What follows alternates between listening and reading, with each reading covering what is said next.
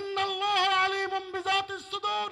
এই পৃথিবীর মানুষ তোমাকে কতটুকু শাস্তি দিত, তোমাকে দুটো থাপ্পড় দিত বা বকা দিত, বা বড় অন্যায় করলে পুলিশ তোমাকে ধরে নিয়ে যেত, এতটুকু শাস্তি তোমাকে দিত। কিন্তু না যুবক, আল্লাহর শাস্তি এর থেকে হাজার গুণ ভয়াবহ।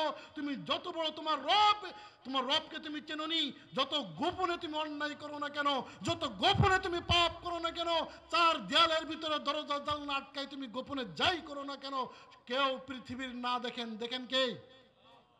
আল্লাহ তিনি দেখেন।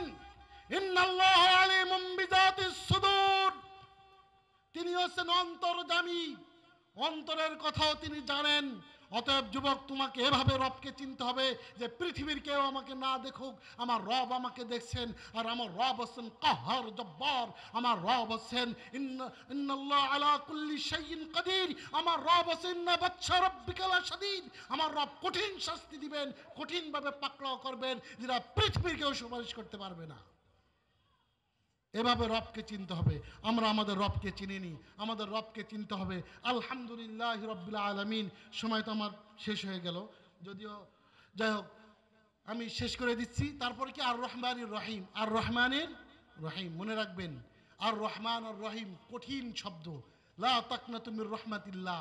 আল্লাহর এই রহমান থেকে, রহিম থেকে, দয়া থেকেও নিরাশ হবেন না। আল্লাহ সুবহানাহু ওয়া তাআলা অনেক দয়ালু, অনেক করুণাময়। আজকে থেকে যুবক তুমি তওবা করো যে আমি আর কোনো দিন আমার মোবাইলের ভিতরে আমি এইসব বাজে জিনিস দেখবো না, বিড়ি সিগারেট খাবো না, নেশা করবো না, চোখের হেফাজত করবো। ক্ষমা করবেন কে? আল্লাহ ক্ষমা করে দিবেন। মালিক ইয়াউমিদ্দিন, যিনি কিয়ামত দিবসের একমাত্র মালিক। কঠিন দিবস। পৃথিবী যেমন সত্য, তার থেকে বেশি সত্য কবর, তার থেকে বেশি সত্য কি কিয়ামত। এটা আমরা বিশ্বাস করি না, দুনিয়াটা মোটামুটি বিশ্বাস করি, মরটাও বিশ্বাস করি, কিন্তু আমি নিজে কবর দেই। যে কবর দেয় সে নামাজ পড়ে না। আছে কি না? বহুত কবর দেয় কিন্তু নামাজ পড়ে না। কবর দেয়, আরে ভাই ডোম ঘরে যান না 250 বেডে, যারা লাশ কাটে সারাদিন, ওদেরও ঘুষ দেওয়া লাগে, ওরও ভয় নেই। ও সারাদিন লাশ কাটছে, তারপরে ওর ভয় নেই।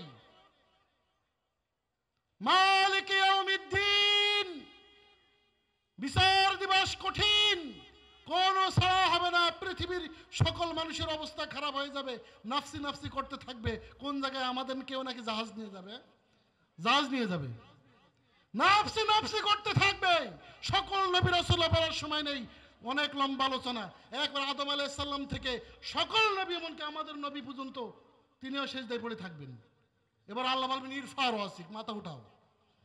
তার শেষ। ইয়াকা না'বুদু ওয়া ইয়াকা নাস্তাঈন। শুরুতে বলেছি আপনাদেরকে, এই আয়াতটি বুঝলে আপনি শিরক করার কোনোদিন করবেন না। ইহদিনাস সিরাতাল মুস্তাকিম, সঠিক পথ, একমাত্র সব পথ অনেক, সোজা পথ কয়টি? সিরাতাল্লাযীনা আন'আমতা আলাইহিম, যাদের উপর আল্লাহ নিয়ামত দিয়েছেন তাদের পথ। গায়রিল মাগদুবি আলাইহিম ওয়ালাদ-দাল্লিন। এই মাগদুব, এটা ইহুদি, এরা সব জানতো, সব জেনে শুনে, এরা কিন্তু জ্ঞানী, চোখের সামনে। মুসা আলাইহিস সালামের এই গ্রুপ, ইসরাইল, বানি ইসরাইল সব কিছু জানতো, বুঝতো। নদীতে ডুবাইছে ওদের সামনে, ফিরাউনকে ডুবাইছে না? নদীতে ডুবাইছে, মারছে, উপরে উঠে মুসা আলাইহিস সালাম গেছে, কিতাব আনতে ওরা পূজা শুরু করছে। ওরা মাগদুব। এই যে আছে ইসরাইল, এরা লানাতুল্লাহ আলাইহিম, এরা সেই গোষ্ঠী। ওরা জেনে বুঝে। আমাদের মধ্যে একদল আছে কয় সালাফিরা ইহুদি।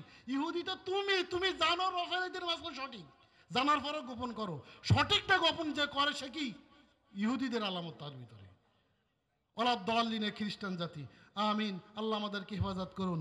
সম্মানিত ভাইরা, এই সংক্ষিপ্ত আলোচনা এখানে শেষ করছি। আসসালামু আলাইকুম ওয়া রাহমাতুল্লাহ।